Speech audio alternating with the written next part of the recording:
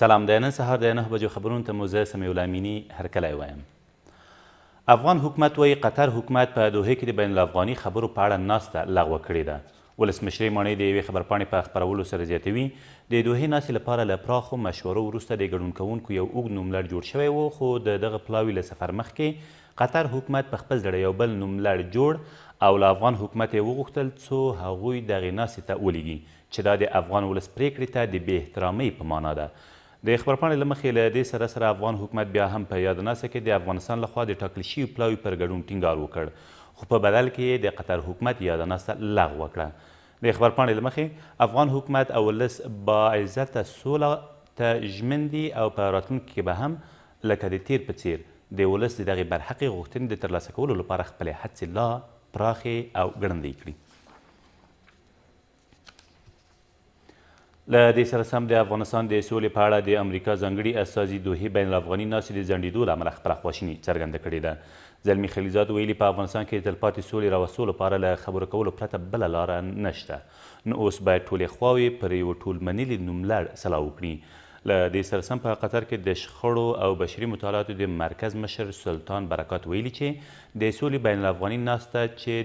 د مرکز لوري د سبا او بل سبا لپاره ترسره کیدونکې وه د ګډونوالو پر سر د اجماع د نشتون له امله ځنډول شوې ده. په ورته وخت کې مخکیني ولسمشر حامد کرزي د دوحې بین الافغاني ناستې د ځنډېدو په اړه ویلي چې ډېر ژر به افغانان د بین الافغاني ناستې لپاره سر راټول شي. ښاغلي کرزي په یوې اعلامیې کې ویلي په هېواد کې د تلپاتې سولې ټینګښت د افغانانو په لومړیتوب کې دی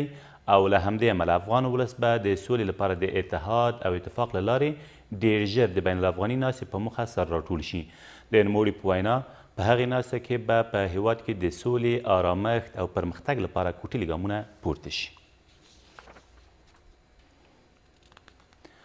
د کورنۍ چارو او ملي دفاع وزارتونو سرپرستان او په هېواد کې د بهرنیو ځواکونو لوی قماندان د غزني د امنیتي وضعیت د ارزونې په موخه تېره ورځ هغه ولایت ته ولاړل.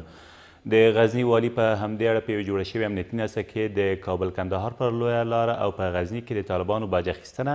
او د امنیتي بیزونو لپاره د امکاناتو او تحکیماتو نشتون لویې ستونزې په ګوته او هغو ته یې د رسېدنې غوښتنه وکړه. له دې سره سم په افغانستان کې د بهرنیو ځواکونو لوی قماندان جنرال سکاټ میلر وویل د غزني د امنیت خوندیتنې په برخه کې جدي کار روان دی او ټینګار یې وکړ چې په غزني کې باید د وسلوالو مخالفینو لپاره هیڅ امن ځای نه وي. په ورته وخت کې اسدالله خالد او مسعود اندرابي د یاد ولایت امنیتي ستونزو ته د رسېدنې ډاډ ورکړ او زیاته کړه چې د غزني امنیت د حکومت لپاره یو لومړیتوب دی او په همدې موخه یې یو غښتلی او مجهز ځواک دغه ولایت ته استولی دی.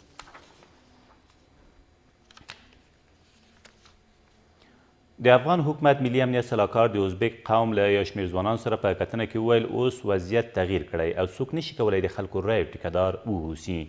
حمدالله محب په دې کتنه کې چې تېره ورځ د ملي امنیت شورا د غونډو په تالار کې ترسره شوه زیاته کړه چې